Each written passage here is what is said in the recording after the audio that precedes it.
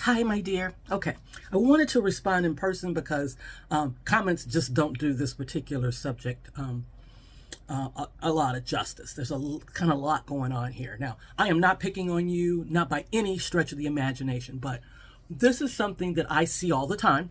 And this is actually my field of employment. Okay, I've worked in the real estate business, various aspects for over 30 years. And I see this playing out in our community. And I figure right now is a good time as any to address it. Okay. What is happening is that the people who own the property, the owners of the apartment buildings, they do not look at the apartment building the way that you do, okay, or the way that the people who live there do, all right? To these people who own this apartment, they look at it as an investment, okay? So think of it like a stock, okay? And that'll help it, become a little bit more clear. Suppose you had a stock portfolio, and every month that stock portfolio bought you $10,000. So each month your income is $10,000. And then someone says, "Well, I know how I get you up to $15,000 a month." And you're like, "Really? How do I do that?" You go in and you raise all the prices for everyone, and someone is going to come in and buy at the higher price. Now, at first, it's going to seem like no one's going to buy at the higher price, but housing is always needed, okay? Always. That's just a fact of life, okay? So the owners of the property are going, "Well, right now I make $10,000 from the rents that the people pay me each month, but I think I can get 15. So I am going to now add a 50% premium to whatever it is that they're paying on their rent, or maybe I'm going to double their rent, or whatever it is that the owner of that property is doing." He does not, that the investor, the person who owns the property, do not look at the people.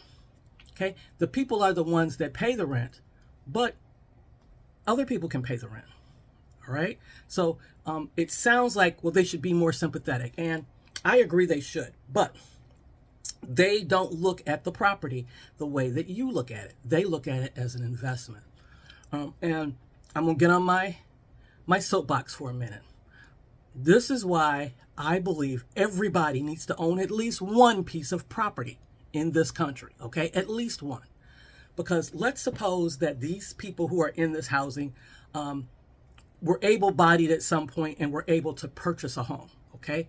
Even if they don't live there anymore, okay? They're not able to live in the home anymore, and they had to move into this housing because that's what they need at that time in their life, okay? And suppose the piece of property that they own, they kept and they rented it out.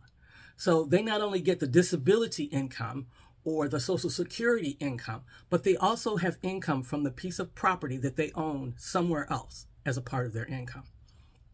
Now, property never goes out of style, and I don't care what anybody says. African Americans own less property than anybody. People who own property for generations have somehow not gotten the message to their children that owning property is incredibly valuable. Okay, I think some people look at the cost, the maintenance. It's tiresome. I don't want to be burdened. But there's freedom in owning property. And I'm going to stick to myself because I like to use myself as an example. I've lived in my house for over 20 years. Okay. My mortgage payment has stayed the same for 20 years. Now, all of my friends, when I bought my house, had their own houses. They were either in condos or houses. Over the course of that 20 years, they said, "Well, it's too much work. I can't take care of it," whatever their reasoning was. And they all went into the rental market.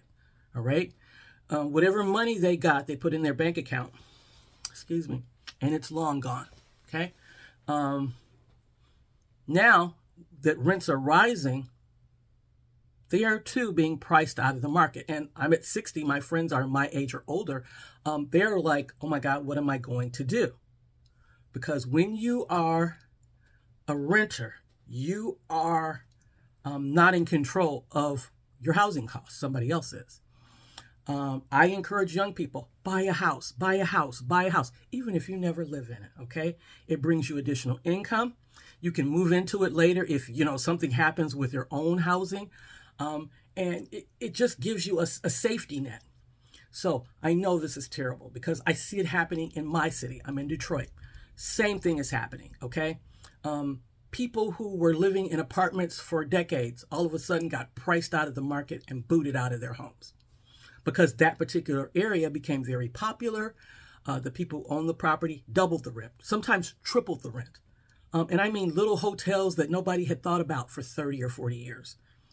All of a sudden, those people are out, and people who are willing to pay triple the rent because it's an up-and-coming area now. Oh, and let me tell you, baby, up-and-coming areas, that it can be brutal, all right?